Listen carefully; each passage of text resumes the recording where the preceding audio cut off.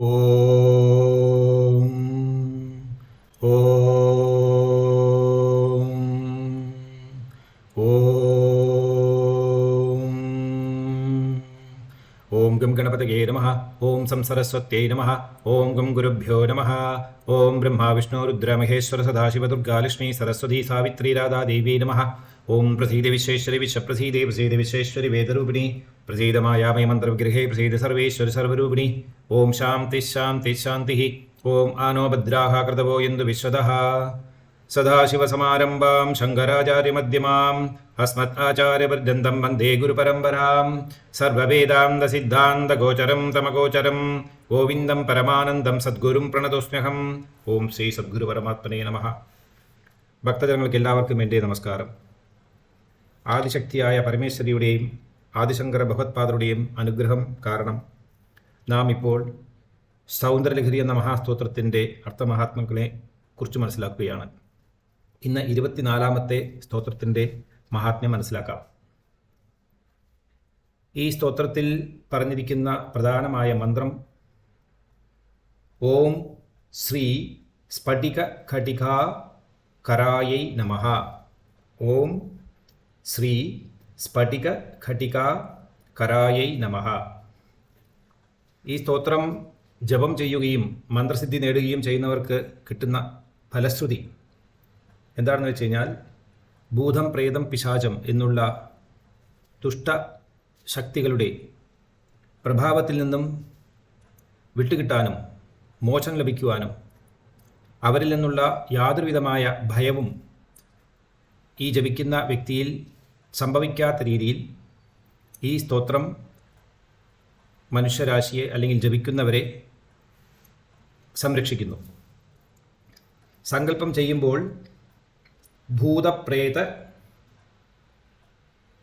പിശാചാദി ബാധ നിവർത്യർത്ഥം ചതുർവിംശതി സ്തോത്രം ജപേത് എന്നാണ് ഈ സങ്കല്പത്തിൽ പറയേണ്ടത്. ഈ സ്തോത്രത്തിൻ്റെ മഹാത്മ്യം എന്ന് പറയുന്നത് പരാശക്തിയുടെ പുരികക്കൊടികൾ, കണ്ണിന് മുകളിലുള്ള പുരികങ്ങളുടെ ചലനത്തിനെയാണ് പ്രാധാന്യം കൽപ്പിച്ച് ആദിശങ്കര ഭഗവത്പാദർ ഇവിടെ വർണ്ണിച്ചിരിക്കുന്നത്. ദിവസവും രാവിലെ കിഴക്ക് മുഖമായിരുന്ന് 20 ദിവസം 1000 പ്രാവശ്യം വീതം ഈ സ്തോത്രത്തെ ജപം ചെയ്ത് സിദ്ധി വരുത്തേണ്ടതാകുന്നു. അങ്ങനെ സിദ്ധി ലഭിക്കുന്ന ഒരാൾക്കാണ് ഭൂതപ്രേത പിശാചങ്ങളിൽ നിന്നുള്ള മുക്തി ലഭിക്കുകയും അവരിൽ നിന്നുള്ള ഏത് വിധമായ ഒരു ബാധയും ജപിക്കുന്ന ആളിൽ തട്ടാതെ, അല്ലെങ്കിൽ ജപിക്കുന്ന ആൾ ഈ സ്തോത്ര പുസ്തകം വീട്ടിനകത്ത് വെച്ചാൽ പോലും ഇങ്ങനെയുള്ള ഏതൊരു ബാധയും അവരെ ബാധിക്കുന്നില്ല.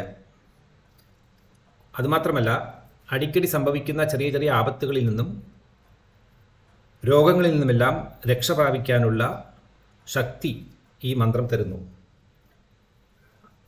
അംബികയ്ക്ക് നിവേദിക്കാനായിക്കൊണ്ട് എള്ളുകൊണ്ടുണ്ടാക്കിയ ചോറ്, അന്നം, അതിൽ ഉപ്പ് ചേർക്കാതെ മധുരം കൊണ്ടുള്ളതായിട്ടുള്ള എള്ള് റൈസാണ് നിവേദിക്കാൻ കൊടുക്കേണ്ടത്. കൂടാതെ ഉഴുന്നുവട അല്ലെങ്കിൽ ഉഴുന്നുകൊണ്ടുണ്ടാക്കിയിട്ടുള്ള ഏതെങ്കിലും ഒരു പലഹാരം, തേൻ, ഇതാണ് നിവേദ്യത്തിനായി ഉപയോഗിക്കേണ്ടത്. ഈ സ്തോത്രം വളരെയേറെ പ്രാധാന്യമർഹിക്കുന്ന ഒരു സ്തോത്രമാകുന്നു. കാരണം ഇതിനു മുമ്പിൽ പറഞ്ഞിരിക്കുന്ന സ്തോത്രങ്ങളിൽ നാം പലവിധമായ ചക്രങ്ങളെക്കുറിച്ച് മനസ്സിലാക്കി. ഈ സ്തോത്രത്തിന് ഒരു പ്രത്യേക തരം ചക്രമാണ് നൽകിയിരിക്കുന്നത്. ഇതിന് ശിവയന്ത്രം എന്ന് പറയപ്പെടുന്നു, അല്ലെങ്കിൽ ശിവചക്രം. ഈ ശിവയന്ത്രം എന്ന് പറയുന്നത് 25 ചതുരാകൃതിയുള്ള, അതായത് 25 ബോക്സസ് ചതുരാകൃതിയുള്ള ഓരോ കണ്ണിയിലാണ് നമഃശിവായ എന്നുള്ള മന്ത്രത്തെ എഴുതിയിരിക്കുന്നത്. പക്ഷേ ഒരേപോലെ നമഃശിവായ എന്ന് എഴുതാതെ കണ്ട് എഴുത്ത് ലിപികളിൽ വ്യത്യാസം വരുന്നുണ്ട്. അത് കണ്ടു തന്നെ മനസ്സിലാക്കണം. മൊത്തം 25 ബോക്സസ് അല്ലെങ്കിൽ 25 ചതുരാകൃതി, ചെറിയ ചെറിയ ചെറിയ ചതുരാകൃതിക്കകത്ത് നമഃശിവായ എന്നുള്ള മന്ത്രത്തെ എഴുതിയിരിക്കുന്നു. ന ശി യ മ വ. രണ്ടാമത്തെ കോളത്തിൽ യ മ വ ന ശി. മൂന്നാമത്തേതിൽ വ ന ശി മ യ മ. നാലാമത്തേതിൽ ഷി യ മ വ ന. അഞ്ചാമത്തേതിൽ മ വ ന ഷി യ. ഇങ്ങനെയാണ് എഴുതപ്പെട്ടിരിക്കുന്നത്. ഇതിൽ 24 ത്രിശൂലങ്ങൾ കൊണ്ട് ഉണ്ടാക്കപ്പെട്ടതായ ഒരു ചതുരാകൃതിയിലുള്ള യന്ത്രമാകുന്നു ഈ ശിവയന്ത്രം. 24 ഇവിടെ കുറിക്കുന്നത് ഗായത്രി മന്ത്രത്തിലും സാവിത്രി ഗായത്രിയിലും 24 അക്ഷരങ്ങളെയാണ് സ്ഥിരപ്പെട്ടിരിക്കുന്നത്. ആ ശക്തി മുഴുവൻ, സവിത്രമണ്ഡലത്തിലെ ശക്തി മുഴുവൻ ഈ യന്ത്രത്തിൽ ഉൾക്കൊള്ളുന്നു. സൂര്യമണ്ഡലത്തിൽ എല്ലാ ദേവീ ദേവന്മാരും ഇരുന്ന് അവരുടെ അനുഗ്രഹത്തെ ഭൂലോകത്തിലും മറ്റു ലോകങ്ങളിലേക്കുമായി സൂര്യകിരണങ്ങളിലൂടെ അനുഗ്രഹിക്കുന്നു. ആരെല്ലാം വ്യത്യസ്തമായ ദേവീദേവന്മാരെ ആരാധിച്ച് അവരുടെ ഭക്തന്മാരായിരിക്കുന്നുവോ അവരിൽ അധികം രശ്മികൾ വന്നു ചേരുകയും അഭക്തന്മാരിൽ ഒരു രശ്മിയും വന്നു ചേരാതെ ശരീരവും മനസ്സും ജീവനും ഗതി കിട്ടാതെ വളരെയേറെ പ്രയാസപ്പെട്ട് ജീവിതത്തെ നയിക്കുന്നു. ഭഗവാന്റെ അനുഗ്രഹം ലഭിക്കുവാൻ നമ്മൾ ഭഗവാന്റെ ഭക്തന്മാരായിരുന്നാൽ മാത്രം തന്നെ മതി. അപ്പോഴാണ് ഈ സൂര്യനിൽ കൂടി വരുന്ന, സൂര്യരശ്മിയിൽ കൂടി വരുന്ന ഭഗവാന്റെ അനുഗ്രഹം അല്ലെങ്കിൽ ഈശ്വര ശക്തി, ഈശ്വര ചൈതന്യം എന്ന് പറയുന്നത് നമ്മളിൽ പ്രതിഫലിപ്പിക്കപ്പെടുന്നത്. അങ്ങനെയാണ് നമ്മളുടെ ശക്തിയെ അധികമാക്കുകയും പലവിധമായ ബാധകളിൽ നിന്ന് നമ്മളെ രക്ഷിക്കുകയും ചെയ്യുന്നത്. ഈ ഒരു രഹസ്യമാണ് പല മന്ത്രങ്ങളിലൂടെ നാം ജപിക്കുമ്പോഴും നമുക്ക് ലഭിക്കുന്ന അതിൻ്റെതായ ഫലം. ഇനി സ്തോത്രം എന്താണെന്ന് നോക്കാം. ജഗസ്തുതേ ധാതാ ഹരിഃ അവതി രുദ്രഃ ക്ഷപയത്തെ തിരസ്കുർവന്നേതത് സ്വമപി വപുഃ ഈശഃ തിരയതി സദാപൂർവഃ സർവം തദിതം അനുഗൃഹ്ണാതി ച ശിവഃ തവ ആജ്ഞാം ആലംബ്യ ക്ഷണചലിതയോഃ ഭ്രൂലതികയോഃ. ജഗസ്തുതേ ദാതാ ഹരിരവതി രുദ്രഃ ക്ഷപയത്തെ തിരസ്കുർവന്നേതത് സ്വമപി വപുരീശസ്തിരയതി സദാ പൂർവഃ സർവം തദിത അനുഗൃഹ്ണാതി ച ശിവഃ തവാജ്ഞാ ആലംബ്യ ക്ഷണചലിതയോർ ഭ്രൂലതികയോഃ. വളരെയേറെ ഭംഗിയുള്ള ഒരു സ്തോത്രമാണ്. ആദിശങ്കർ ഭഗവത്പാദർ പരാശക്തിയുടെ തൃപ്പാദങ്ങളിൽ വീണ് നമസ്കരിച്ച് തലനിവർത്തി പരാശക്തിയായ പരമേശ്വരിയെ ഒന്ന് നോക്കുകയാണ്. അപ്പോൾ അദ്ദേഹത്തിൻ്റെ ധ്യാനയോഗത്തിൽ പരാശക്തി അദ്ദേഹത്തിൻ്റെ ബുദ്ധിയിലൂടെ പ്രവേശിച്ച് ഞാൻ ആരാണ്, എൻ്റെ ശക്തി എന്താണ് എന്ന് ദേവി ഇവിടെ ആദിശങ്കര ഭഗവത്പാദരുടെ മനസ്സിൽ ഉദ്ബോധിപ്പിക്കുന്നു. ഇതിൻ്റെ പ്രാധാന്യം എന്ന് പറയപ്പെടുന്നത് അതിമനോഹരമാണ്. സദാശിവൻ എന്നുള്ള പരാശക്തിയുടെ ഭർത്താവായ കാമേശ്വരൻ, അർദ്ധാംഗനായിരിക്കുന്ന ഈ സദാശിവൻ അനുഗ്രഹരൂപമായിരിക്കുന്ന പരാശക്തിയുടെ ഭ്രൂചലനത്തെ, ഭ്രൂവിൽ നിന്നും വരുന്ന, അതായത് പുരികക്കൊടികളിൽ നിന്നും വരുന്ന ചലനത്തെ കണ്ടറിഞ്ഞ് ബ്രഹ്മ വിഷ്ണു രുദ്ര മഹേശ്വരന്മാരെ സൃഷ്ടിക്കുകയും അതനുസരിച്ച് സൃഷ്ടി സ്ഥിതി സംഹാര തിരോധാനം എന്നുള്ള കൃത്യങ്ങളെ നിർവഹിക്കുന്നു. ഇവിടെ നാം മനസ്സിലാക്കാനുള്ളത് പരമേശ്വരൻ എന്നുള്ള ഈശ്വര ചൈതന്യത്തിന് 5 കൃത്യങ്ങളും ജീവന് 5 കൃത്യങ്ങളുമാകുന്നു. ഇങ്ങനെ 10 കൃത്യങ്ങളാണ് ഈ ലോകത്തിൽ നിരന്തരമായി നടന്നുകൊണ്ടിരിക്കുന്നത്. ഈശ്വരൻ്റെ കൃത്യത്തിന് സൃഷ്ടി സ്ഥിതി തിരോധാനം, സൃഷ്ടി സ്ഥിതി സംഹാരം തിരോധാനം അനുഗ്രഹം എന്ന് പറയപ്പെടുന്നു. അതേനേരം ജീവന് ജാഗ്രതാവസ്ഥ, സ്വപ്നാവസ്ഥ, സുഷുപ്താവസ്ഥ, തുര്യാവസ്ഥ, തുര്യാതീതാവസ്ഥ എന്നുള്ള 5 അവസ്ഥകളും ഉണ്ട്. ഈ 5 അവസ്ഥകളും സാമീപ്യം, സാലോക്യം, സാമീപ്യം, സാരൂപ്യം, സായുജ്യം എന്നും ഒടുവിലായി കൈവല്യം എന്നും പറയപ്പെടുന്ന പഞ്ചമുക്തി സാധനകളെയും ഈ 5 അവസ്ഥകൾ, 5 ഈശ്വരകൃത്യങ്ങൾ, ഇതെല്ലാം ചേർന്ന് കഴിയുമ്പോൾ പഞ്ചദശാക്ഷരിയായി തീരുന്നു, 15 കൃത്യങ്ങളായി തീരുന്നു, അല്ലെങ്കിൽ 15 തത്വങ്ങളായി മാറപ്പെടുന്നു.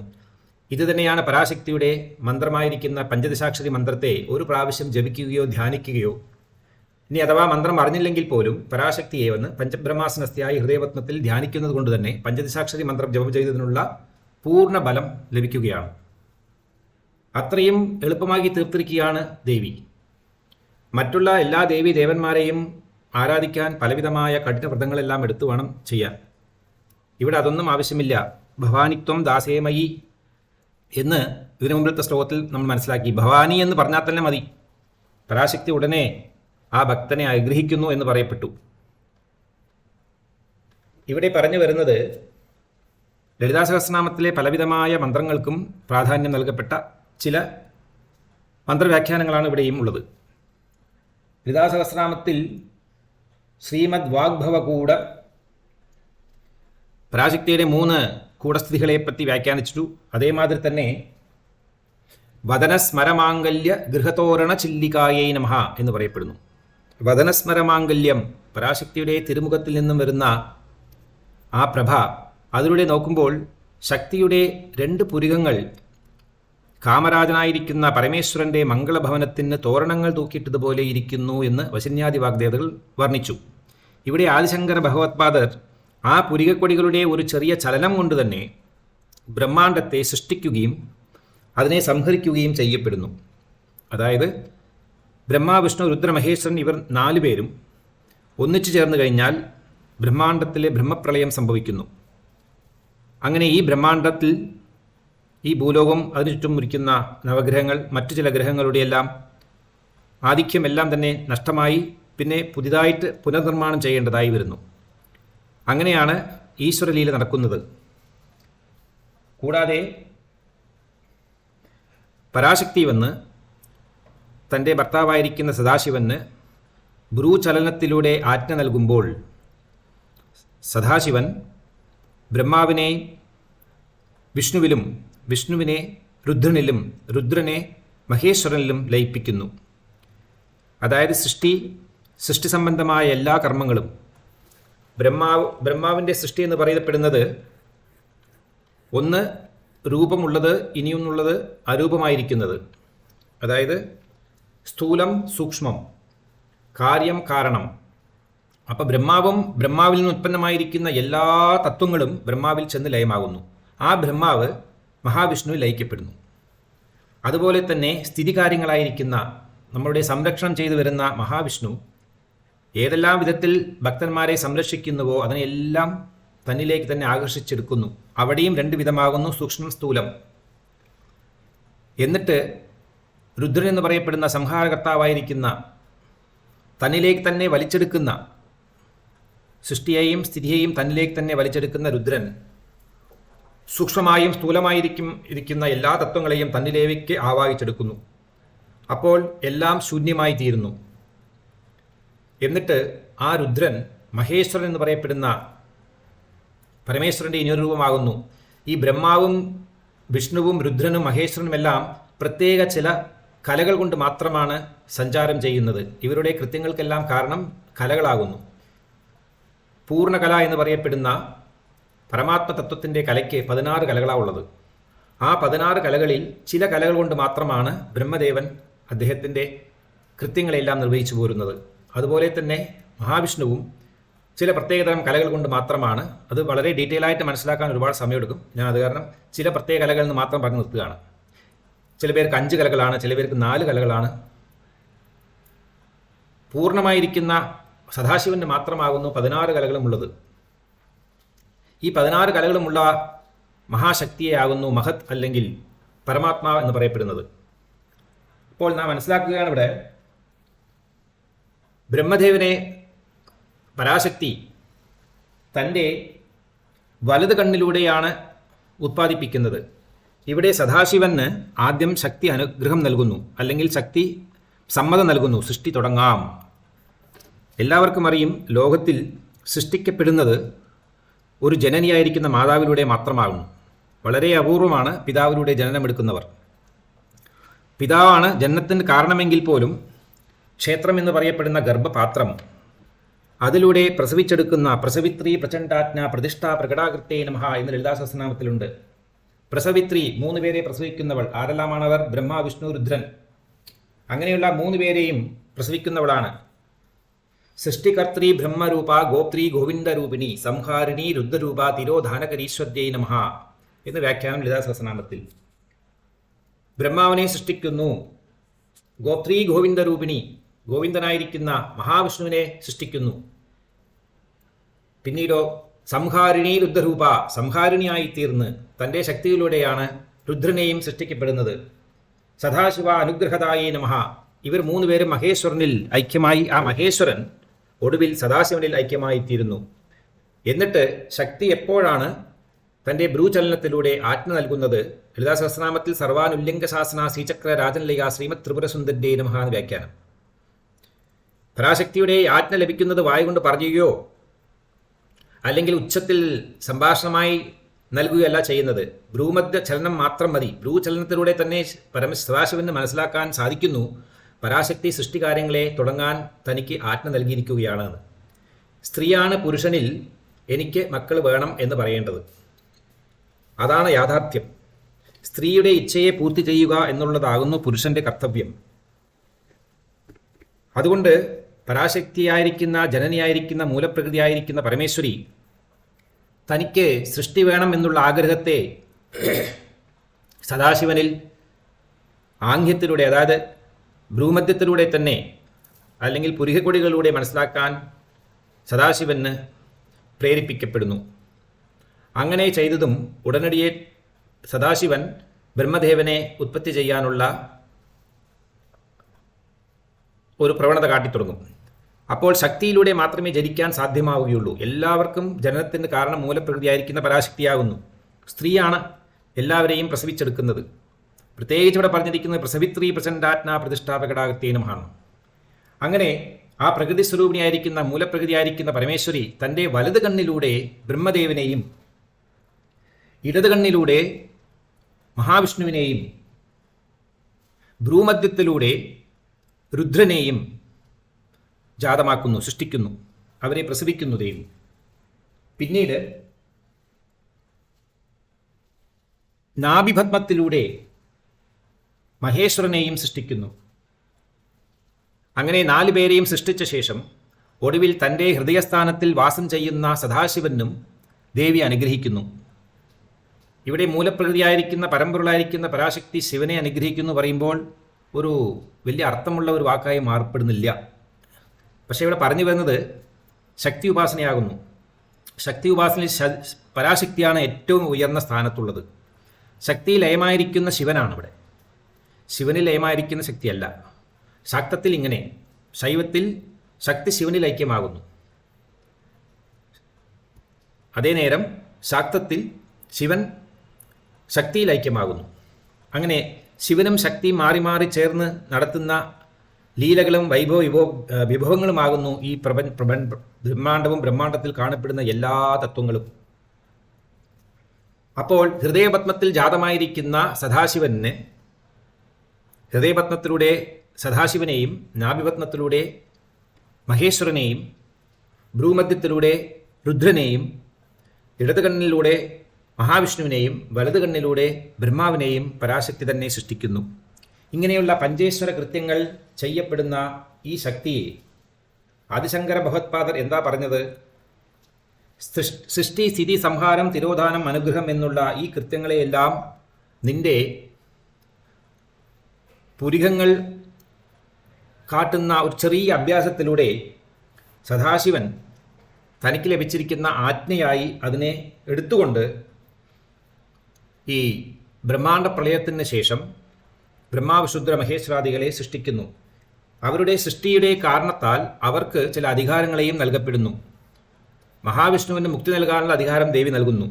മുകുന്ദ മുക്തിനിലയ മൂലവിഗ്രഹരൂപിണ്യേ നമഃ എന്ന് പറയുന്നുണ്ട്. അങ്ങനെ ഓരോ ദൈവങ്ങൾക്കും അവരുടേതായ പ്രവൃത്തികൾ, അധികാരങ്ങൾ, അനുഗ്രഹശക്തികൾ ഇതെല്ലാം നൽകുന്നു. ഇവർക്കിതെല്ലാം എങ്ങനെ ലഭിച്ചു എന്ന് വെച്ച് കഴിഞ്ഞാൽ ലോജിക്കലി തിങ്ക് ചെയ്യുമ്പോഴും നമുക്ക് മനസ്സിലാക്കാനുള്ള ഒരു കാര്യം, ഏറ്റവും അധികം ഈ പ്രപഞ്ചത്തിൽ പുണ്യം ചെയ്തവരാകുന്നു ബ്രഹ്മാദികൾ. അവരിൽ കൂടുതൽ പുണ്യം ചെയ്തവർ ആരും ഉണ്ടാവില്ല. അപ്പോൾ ഏറ്റവും അധികം പുണ്യം ആര് ചെയ്യുന്നു അവർക്കാണ് ഈ സ്ഥാനമാനങ്ങളെ ദേവി നൽകുന്നത്. നമ്മൾക്കും ബ്രഹ്മാവിൻ്റെ ആ പൊസിഷന് വേണ്ടി പ്രയത്നിക്കാം. നമുക്കും വിഷ്ണുവാകാൻ വേണ്ടി പ്രയത്നിക്കാം, നമുക്കും രുദ്രനാകുവാനായി പ്രയത്നിക്കാൻ സാധിക്കും. പക്ഷെ അത്രയധികം പുണ്യം വേണം. അപ്പോൾ ലോകത്തിൽ അധികം ഈ ഭുവനങ്ങളിൽ തന്നെ 224 ഭുവനങ്ങളാണ് പറയപ്പെടുന്നത്, അനേക കോടി ബ്രഹ്മാണ്ടങ്ങളാകുന്നു. അങ്ങനെ ഓരോ ബ്രഹ്മാണ്ടത്തിലും അത്യധികം പുണ്യം ചെയ്ത ഒരു വ്യക്തിയാണ് ബ്രഹ്മാവാകുകയും അല്ലെങ്കിൽ വിഷ്ണുവാകുകയും അല്ലെങ്കിൽ രുദ്രനാകുകയും ചെയ്യുന്നത്. ഇപ്പോൾ പല മഹാത്മാക്കളും പറഞ്ഞു വരുന്ന ഒരു സംഗതിയുണ്ട്. ഇപ്പോഴത്തെ ഹനുമാൻ ആഞ്ജനേയരാകുന്നു ഇനി അടുത്ത് വരാൻ പോകുന്ന ബ്രഹ്മാവ് എന്ന്. അതുപോലെ തന്നെ മഹാബലി ഇന്ദ്രനായി മാറും. അങ്ങനെ ഓരോ വ്യാഖ്യാനങ്ങൾ ഓരോ മഹാത്മാക്കൾ പറഞ്ഞു വരുന്നു. ഇതിന് വേണമെങ്കിൽ പ്രാധാന്യം കൊടുക്കും, അല്ലെങ്കിൽ നമുക്ക് വിട്ടുകളയാം. പക്ഷേ ലളിതാ സഹസ്രനാമത്തിൽ പരാശക്തി ഈ കാര്യങ്ങളെക്കുറിച്ച് പരാമർശിക്കുകയും വസിന്യാദേവതകൾ പറഞ്ഞതിനെ ശക്തി അക്സെപ്റ്റ് ചെയ്ത് അനുഗ്രഹിക്കുകയും ചെയ്തിട്ടുണ്ട്. അത് കാരണം എല്ലാവർക്കും ശിവജ്ഞാനപ്രദായിനിയാണ്, എല്ലാവർക്കും ശിവനാകാനുള്ള ഒരു അനുഗ്രഹം ദേവി നൽകുന്നു. അപ്പോൾ ആർക്കാണോ അധികം പുണ്യമുള്ളത് അവർ ആ സ്ഥാനമാനങ്ങളെ നോക്കി പോകാം. പക്ഷേ ആ സ്ഥാനമാനങ്ങൾ ലഭിക്കുന്നതോടുകൂടി അവർക്ക് ചില പവേഴ്സ് കിട്ടും, അത് അധികാരങ്ങളെ കൊടുക്കുന്നു. ഈ അധികാര പരിധിയിൽ നിങ്ങൾക്ക് എന്ത് വേണമെങ്കിൽ ചെയ്യാം. അതുകൊണ്ടാണ് ബ്രഹ്മാവ് ആര് തപസ് ചെയ്യുമ്പോഴും അവർക്ക് വന്ന അനുഗ്രഹം കൊടുക്കുന്നത്. അതേമാതിരി തന്നെ വിഷ്ണുവും അതേമാതിരി തന്നെ രുദ്രനും ഇന്ദ്രനും അഷ്ടദിഗ്ബാലകന്മാരും പല ഈ ദൈവതത്വങ്ങളും ഒന്നും വേണ്ട, വെറുതെ കണ്ണടച്ചിരുന്ന് ഓം എന്നുള്ള മൂലപ്രകൃതി മന്ത്രമായിരിക്കുന്ന പ്രണവാക്ഷരത്തെ ജപം ചെയ്താൽ മതി, പരാശക്തി തന്നെ വന്ന് നേരെ നമുക്ക് അനുഗ്രഹം നൽകും. മധു കൈടഭർ എന്ന് പറയപ്പെടുന്ന 2 അസുരന്മാർ മഹാവിഷ്ണുവിൻ്റെ പുത്രന്മാരാകുന്നു. അവർ ചെവിയിൽ നിന്ന് ഉദ്ഭവം ചെയ്തിട്ടുള്ളവരാകുന്നു, കർണജനന്മാരാകുന്നു. ഇവർ കർണത്തിലൂടെ ജനിക്കപ്പെട്ട ഈ മധു കൈടവന്മാർ തപസ്സിരുന്ന് പരാശക്തിന് അനുഗ്രഹം നൽകുന്നുണ്ട്. അതുകൊണ്ടാണ് ആർക്കും അവരെ വധിക്കാൻ സാധിക്കാതെ വന്ന് മഹാവിഷ്ണു പോലും അവരെ വധം ചെയ്യുവാൻ സാധിക്കാതെ 5000 വർഷം യുദ്ധം ചെയ്തു എന്നാണ് പറയുന്നത് ദേവീഭാഗവതത്തിൽ. അതിനെയാണ് മഹിഷാസുരമർദ്ദിനി സ്തോത്രത്തിൽ മധു മധുരേ മധു കൈഡഭഞ്ചിനി രാസരത്തെ ജയ ജയ ഹേ മഹിഷാസുരമർദ്ദിനി രമ്യകപർദ്ദിനി ശൈലസുതേ. ആ മധു കൈഡഭന്മാരെ രഞ്ജിപ്പിക്കുകയും വഞ്ചിപ്പിക്കുകയും ചെയ്ത് അവരെ അവരുടെ വരത്തിന് ഏറ്റമാതിരി അനുഗ്രഹം നൽകുകയും അതുപോലെ തന്നെ അവരെ സംഹരിക്കുകയും ചെയ്തു എന്ന് വ്യാഖ്യാനം പറയുന്നു. അവരുടെ രക്തത്തിൽ നിന്നും അവരുടെ മേധസ്സിൽ നിന്നും ഉരുവായ അല്ലെങ്കിൽ ജാതമായിരിക്കുന്ന ഈ ഭൂമി തത്വത്തെയാകുന്നു മേധിനി എന്ന് പറയപ്പെടുന്നത്. ഭൂമിക്ക് മേധിനി എന്നുള്ള പേരുണ്ട്. പറഞ്ഞു വരുന്നത്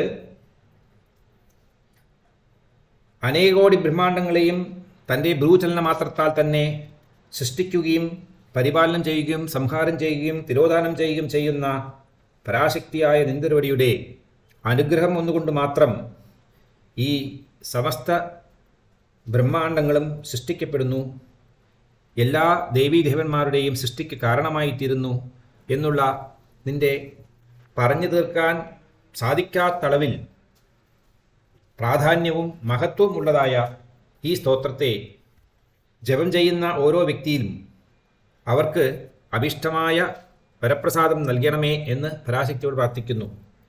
അതുപോലെ തന്നെയാണ് പഞ്ചബ്രഹ്മാസ്നായിരിക്കുന്ന പരമേശ്വരി നമ്മളുടെ ഷടാധാര ചക്രം എന്ന് പറയപ്പെടുന്ന ഓരോ മനുഷ്യൻ്റെയും ശരീരത്തിൽ 6 മുഖ്യമായ ചക്രങ്ങളുണ്ട്. ഇത് സൂക്ഷ്മ രൂപത്തിലുള്ളതാകുന്നു, കണ്ണുകൊണ്ട് കാണാൻ സാധിക്കുന്നതല്ല. മനസ്സുകൊണ്ട് ഒരു അളവ് നമുക്ക് മനസ്സിലാക്കാൻ സാധിക്കും, അത്ര തന്നെ. നട്ടെല്ലിൽ ഘടിക്കപ്പെട്ടിരിക്കുന്ന ഈ സൂക്ഷ്മരൂപത്തിലുള്ള ഷടാധാര ചക്രത്തിൽ മൂലാധാര ചക്രം എന്ന് പറയപ്പെടുന്നത് ബ്രഹ്മദേവനും, സ്വാധിഷ്ഠാനം എന്ന് പറയപ്പെടുന്ന ചക്രം മഹാവിഷ്ണുവിനും, മണിപൂരകം എന്ന് പറയപ്പെടുന്ന ചക്രം രുദ്രനും, അനാഹതം എന്ന് പറയപ്പെടുന്ന ചക്രത്തിൽ മഹേശ്വരനും, വിശുദ്ധി എന്ന് പറയപ്പെടുന്ന ചക്രത്തിൽ സദാശിവനും, പരബ്രഹ്മസ്വരൂപമാകുന്നു വിശുദ്ധി ചക്രം എന്ന് പറയപ്പെടുന്നത്. ബ്രഹ്മാണ്ടത്തെ കണ്ണിന് മുമ്പിൽ കാണാൻ സാധിക്കുന്ന ഒരു മഹത്തരമായ ശക്തിവിശേഷമാകുന്നു ഈ വിശുദ്ധി ചക്രം. ആ ബ്രഹ്മാണ്ട നായകനായിട്ടാണ് സദാശിവൻ കുടികൊള്ളുന്നത്. അങ്ങനെ ഈ ഓരോ ആധാരചക്രങ്ങളിലൂടെയും ഈ ദേവന്മാരുടെ എല്ലാം സാന്നിധ്യത്തെ ഒരു ഭക്തന് മനസ്സിലാക്കാൻ സാധിക്കുന്നു. അത് പ്രത്യേകിച്ചൊന്നും ചെയ്യേണ്ട ആവശ്യമില്ല. ഈ സ്തോത്രത്തെ ജപം ചെയ്തു കഴിഞ്ഞാൽ മാത്രം തന്നെ മതി, അവർക്ക് ഈ അനുഗ്രഹം ലഭിക്കുന്നതാണ് എന്നാണ് പരാശക്തി ഈ സ്തോത്രത്തെ സ്വീകരിച്ചുകൊണ്ട് അനുഗ്രഹിക്കുന്നത്. ആദിശങ്കര ഭഗവത്പാദരുടെ ധ്യാനം ഓരോ മനുഷ്യരിലും അത് പ്രതിഫലിപ്പിക്കുകയാണ്, ആ മന്ത്രശക്തിയും ആ മന്ത്രത്തിൻ്റെ ബലങ്ങളും. ലോകങ്ങളെയും അല്ലെങ്കിൽ ഈ ബ്രഹ്മാണ്ടങ്ങളെയും പരാശക്തി ഉന്മേഷ നിമിഷോത്പന്ന വിപന്ന ഭുവനാവല്യേ നമഃ ലളിതാ സഹസ്രനാമത്തിൽ വ്യാഖ്യാനിക്കുന്നുണ്ട്. കണ്ണ് ഒരു പ്രാവശ്യം തുറന്നടയ്ക്കുമ്പോൾ തന്നെ ബ്രഹ്മാണ്ടങ്ങളെ സൃഷ്ടിക്കുകയും സംഹരിക്കുകയും ചെയ്യാൻ ശക്തിയുള്ള മഹാദേവിയാകുന്നു പരമേശ്വരി. ആ പരാശക്തിയുടെ പോള ഒരിക്കൽ തുറന്ന് അടയ്ക്കുന്ന നേരത്ത് ഇങ്ങനെ സംഭവിക്കുന്നു. ആ സമയത്താകുന്നു പുരികക്കൊടികൾ ഒന്ന് ചലിക്കുന്നതും. അതോടുകൂടി തന്നെ സദാശിവൻ ഉടനെ തന്നെ സൃഷ്ടിസ്ഥിതി സംഹാര കൃത്യങ്ങളെ ചെയ്യാനുള്ള ബ്രഹ്മാദികളെ മൂർത്തികളെ രൂപപ്പെടുത്തുകയും അവർക്ക് സ്ഥാനമാനങ്ങൾ നൽകി അധികാരങ്ങൾ നൽകി അവരുടെ എല്ലാം അധികാരം എന്ന് പറയുന്നത് കലകളാകുന്നു. വീണ്ടും എല്ലാ കലകളോടുകൂടി ശോഭിക്കുന്ന ദൈവചൈതന്യമാകുന്നു പരമശിവൻ. പ്രത്യേകിച്ച് കേരളത്തിലുള്ള ശിവക്ഷേത്രങ്ങളെല്ലാം പോയി നോക്കിയാൽ കാണാം, ആ ശിവൻ്റെ ബിംബത്തിന് മുമ്പിലായിക്കൊണ്ട് ചന്ദ്രക്കലകൾ 16 അടുക്കി വെച്ചിട്ടുണ്ടാവും. 16 കലകളുള്ള ക്ഷേത്രം കാണാൻ വളരെ അപൂർവമാണ്. പല ക്ഷേത്രങ്ങളിലും 5, 3, 9 ഒക്കെയാണ് കാണാൻ പറ്റുന്നത്.